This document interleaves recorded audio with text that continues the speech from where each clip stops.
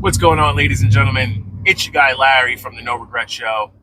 If you're new here, think about subscribing, joining the channel. On this channel, I try to teach people. I started from the ground up. I'm not the smartest guy in the world. I'm a high school dropout, but I've done pretty well for myself by not being my own worst enemy in life. Common sense will go a long way if you have the ability to consume great knowledge. Drop me a like, a subscribe.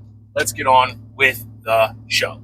Now, recently, a lot of people who've been subscribed to me for a long time, they know my content has changed. I'm leaning more towards trying to help people save money, be frugal, keep extra money in your pockets, because let's be honest, you cannot invest money if you do not have money to invest. If you're always paying other people, you will never have money to put away for yourself. A lot of people have a mindset, now it's your money, I didn't help you make it, I cannot tell you how to spend it. A lot of people have a mindset of, I'm going to follow a trend on what's hot now, I'm going to make some quick money, and then I'm going to pay off my car, I'm going to pay off my student loans, I'm going to pay off my credit cards. A lot of times, these people, the majority of the time, they dig themselves in deeper holes because the little bit of money they did have, they now lost that. The first thing I had to understand was you got to have a long-term, long-time mindset.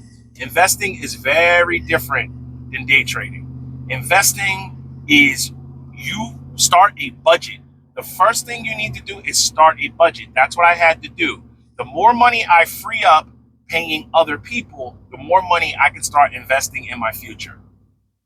Whether you go the value fund, the dividend, the index fund, myself, I'm using myself and my woman as an example, 90% of our net worth that's in the stock market is in index funds. S&P 500, total stock market, emerging market, international market. That's what we did. Now, some people, they like to go bonds. You can go bonds. We have a nice surplus of cash.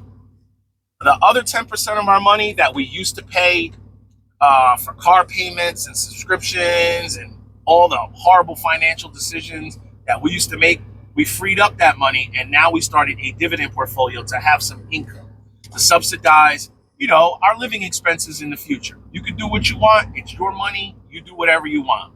But the one thing we had to do was free up money. And the second thing we did is we do not stress ourselves out. We treat our index funds every month or every week or every calendar quarter that you choose to do. We do every month. We treat our index funds like it's a bill. Every month, we don't look at it, we don't touch it. We just know this bill is coming. The same way a car payment comes, or a mortgage payment, or a rent payment, we treat that investment like a bill. We need that money in there. We got to go to work. We got to live below our means for that month. If we're running short behind, I'll do more hours. We'll save more for it's in the fund to be invested. Whatever's left over, we buy dividend stocks with it. We already have our emergency funds topped off. We're good with that. We do not invest with our emergency funds. That is an emergency fund because it's Murphy's Law. What can go wrong will go wrong at the worst possible time. I cannot emphasize on this anymore. A transmission will blow the same time you or your wife may lose a job. You may blow a rim in a suspension the same time your son breaks his arm or your daughter breaks their arm. You want to have money set aside to cover that where you're not pulling from your future self.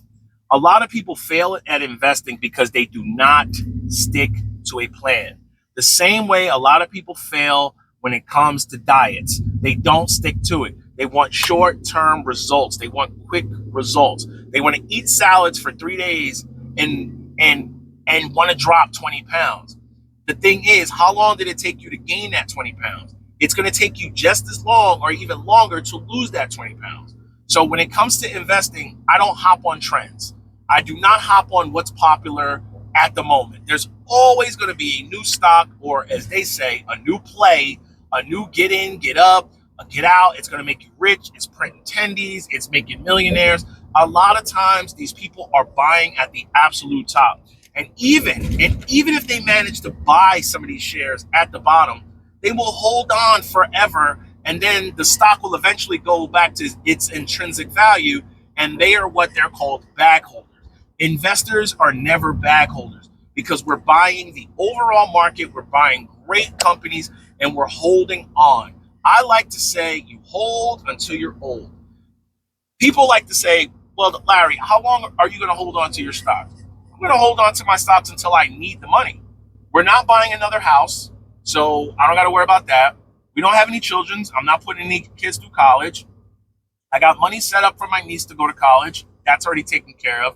So I'm holding this when it's time, when my job says, listen, we lowered the retirement age to this. You could be out with this. You could be out with this, or you could stay 4 more years. Those investments, nope, you keep your 4 years. You keep your extra 5 years, because I don't know how much longer I have to live, God willing. I want to buy back my time as soon as possible. My dad made it to retirement. My mom made it to retirement. God rest her soul. And the 2 things that everybody I speak to tells me, 2 things. 1, take care of your money. And 2, leave as soon as you can. So I'm taking their advice. So I hope this video helps. To be able to invest, you got to free up money. And that's what this channel is about. Freeing up money. If you made it this far, think about subscribing, joining the channel. No regrets.